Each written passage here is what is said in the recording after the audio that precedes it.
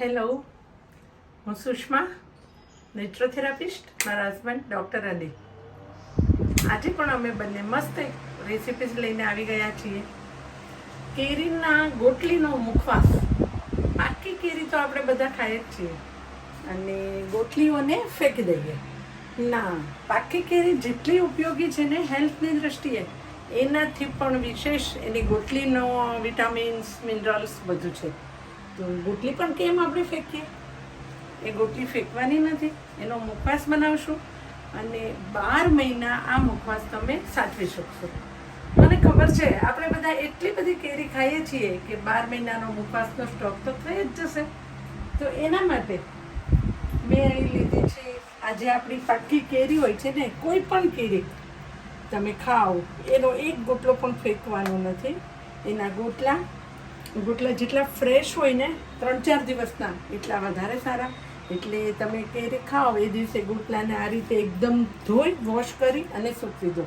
2-3 દિવસ થાય, તમને એમ થાય કે કુકરમાં ભેગા એકસાથે કુકર ભરાઈ જશે એટલા ગોટલા રાખો. એ ગોટલીનો મુખવાસ પણ હું તમને બતાવીશ. તો એના માટે મેં મસાલામાં સંચો અને સિંધવ મીઠું, સાદું મીઠું પણ ચાલે, અને આપણો આ જે જલજીરા પાવડર આવે છે ને પાઉચ, એ લો. મોટું પેકેટ પણ આનું આવે છે, મેં એ લીધું છે. સૌથી પહેલી પ્રોસેસ છે ને, કુકરમાં કેરીના ગોટલાને બાફવાના છે.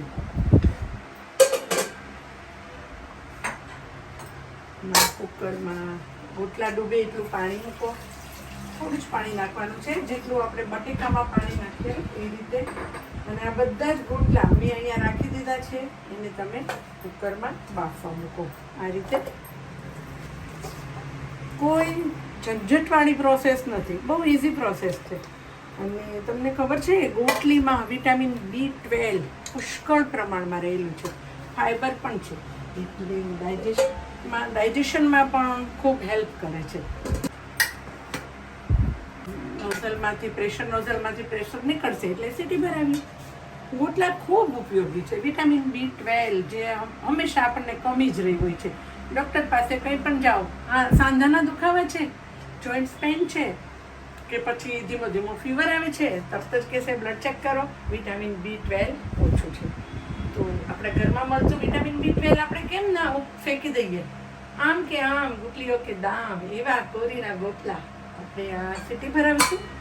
અને હવે આમાં કુકરમાં 3 થી 4 સીટી વગાડવાની છે, એટલે ગોટલા એકદમ બફાઈ જશે. પછી હું તમને આગળની પ્રોસેસ કહીશ.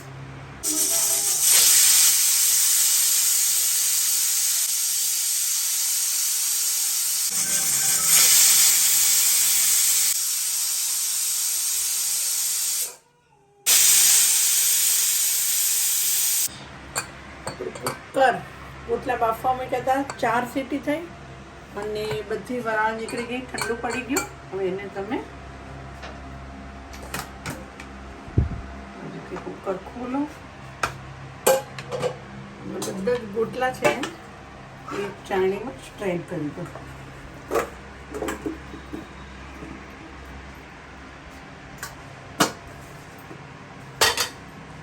અને એને ઠંડા પડવા દો.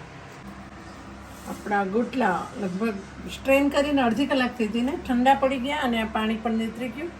છતાં પણ પાણી તમે પેપર ટોવેલ પર લઈ શકો છો. આને પેપર ટોવેલ પર લો, કોરા કપડા ઉપર લો, જેથી થોડું ઘણું પાણી હોય ને તોડો ત્યારે તમને છાંટા ના ઉડે. ગોટલા પૂરા બફાઈ ગયા છે. કોઈ ગોટલા તો તમે જોઈ શકો છો કે એની જાતે ફાટી પણ ગયા છે. ઘણા બીજી રેસીપી પ્રમાણે પણ બનાવે છે. આ ગોટલાને હવે આ રીતે આપણે તોડવાની પણ એક ટ્રિક છે. જે બાજુ એનું મોઢું હોય ને એ બાજુ તમે દસ્તો મારશો ને આ રીતે,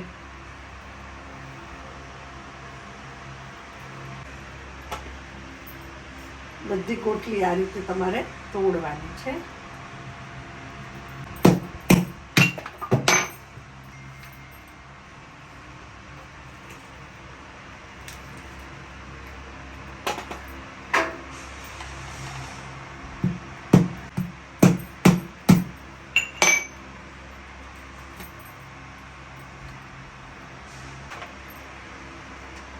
ગોટલી તોડવાની છે, નાની ઉપરનો જે આ કચરો હોય ને એ સાફ પણ કરતું જવાનું છે.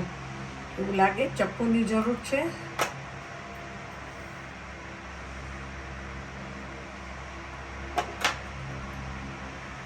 ઘણા છે ને કાચા ગોટલા પણ તોડે અને પછી આ ગોટલીને ઉપરથી કચરો કાઢી અને પછી બોઇલ કરે, આપણે જેમ કુકરમાં. પણ કાચા ગોટલાને તોડવામાં વધારે મહેનત પડે છે અને ઉપરનો આ કચરો કાઢવામાં પણ મહેનત પડે. તમે જુઓ, આ જૂનું ગોટલા થઈ ગયા હોય ને તો કાળી ગોટલી પણ પડી જાય. એટલે બને એટલે ફ્રેશ ગોટલા કરવાના. આ બધું તમારે સાફ કરતું જવાનું. 3-4 દિવસના ગોટલા બહુ સૂકવી નહીં રાખો. ગોટલી કાળી પડી જાય નકામી.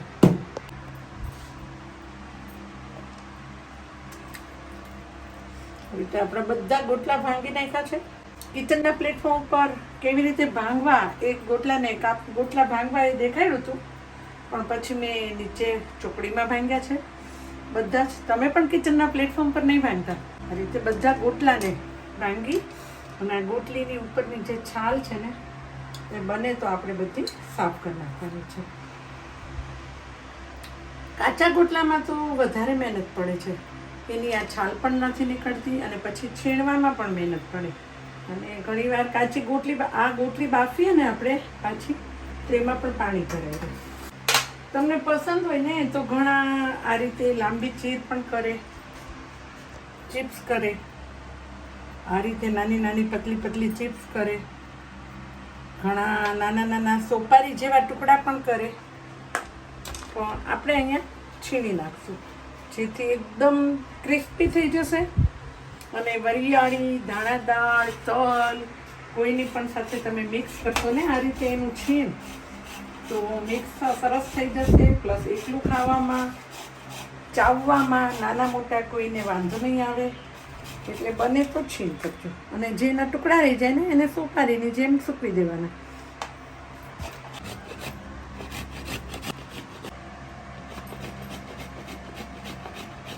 ગોટલી આડી ઊભી બહુ નાની હોય છે ને, એટલે તમને જેમ બને તો લાંબુ છીણ કરવાનું, પણ ચાલે. આ આપણું થઈ ગયું છે છીણ બધું ગોટલીનું આ રીતે. હવે એને એક થાળીમાં સુકાવા મૂકવાની. આછા તાપમાં સુકવવાની છે, એકદમ ઘરમાં પણ નથી સુકવવાની, બાકી ગોટલી છે ને ફુગાઈ જશે. આ રીતે સુકવવાની છે. આજે આપણને છેલ્લે છીણતા નહોતું ફાવ્યું તો એના આ રીતે નાના ટુકડા કરવાના, તો જે સોપારી જેવી ઇફેક્ટ આપશે. પણ આમ સુકાવા મૂકવાના છે આપણે.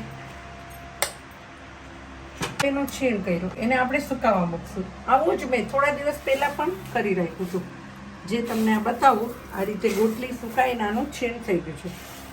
આ છીણ તમે 12 મહિના સુધી આવું ને આવું રહે. કાચની બોટલમાં ભરી લો એટલે આને સ્ટ્રેનરથી ચાળી નાખવાનું. સુકાઈ જાય ને પછી આ રીતે અમે ચાળેલું જ છે, સ્ટ્રેનરથી ચાળી નાખવાનું એટલે એનું બારીક રચકણ નીકળી જશે. પછી કાચની બોટલમાં ભરી લો અને જેટલી જોઈએ એટલો મુખવાસ બનાવો. મુખવાસ કેવી રીતે બનાવવું એ પણ હું શીખવીશ. એક પેન લો, આપણે જે આ મસાલો લીધો હતો ને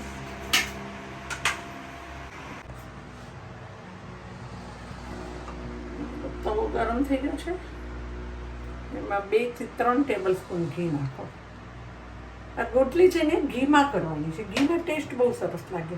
તમને પસંદ હોય તો તેલમાં પણ કરી શકો, પણ ઘીમાં વધારે. આ તેલ ગરમ થાય ને એટલે ગોટલી નાખવાની છે.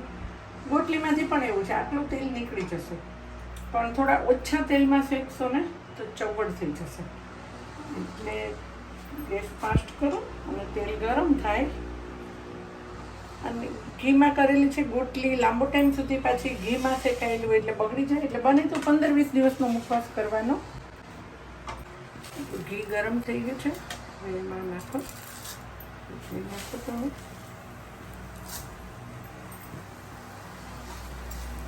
ગુલાબી રંગની સાતળવાની છે આને.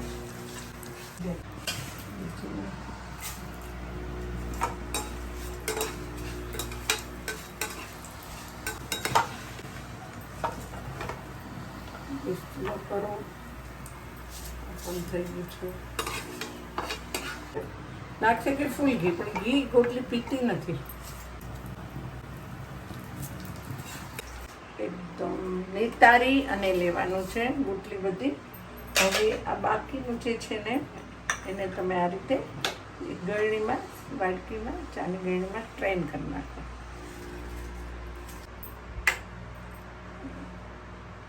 આ ગોટલીને ઠંડી પડવા દો અને ઠંડી પડવા દો. હું તમને મસાલો કરવાનું પણ બતાવીશ. એને આપણે જોઈએ ઠંડી થઈ ગઈ છે અને એ બધું આમાં એબ્ઝોર્બ થઈ ગયું છે. હવે તમે આ બીજી ટ્રેમાં ડીશમાં એને કાઢી લો. આમાં મસાલામાં આપણી આટલી ગોટલી છે ને, તમે તમારા ટેસ્ટ પ્રમાણે મસાલો કરી શકો છો. મેં સિંધાલુન નમક લીધું છે, સાદું નમક પણ નાખી શકો. મીઠું, સિંધાલુન મીઠું હાફ ટીસ્પૂન સંચળ. અને મેં તમને બતાવ્યું તો ના, જલજીરાના જે પાઉચ છે ને, આટલી ગોટલીમાં 2 પાઉચ નાખી દેશો. બહુ મસ્ત ટેસ્ટ આવશે. આ સિક્રેટ મસાલો છે.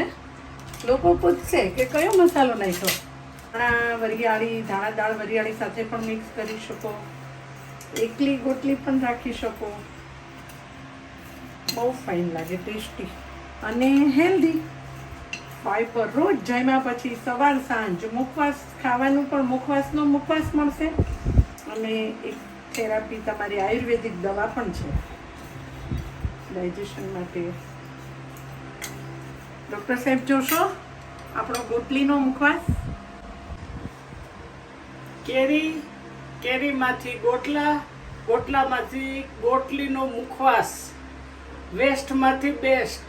આમ કે આમ ખૂબ ટેસ્ટી અને ખૂબ જ હેલ્ધી મુખવાસ. આમ કે આમ ગુટલીઓ કે દામ.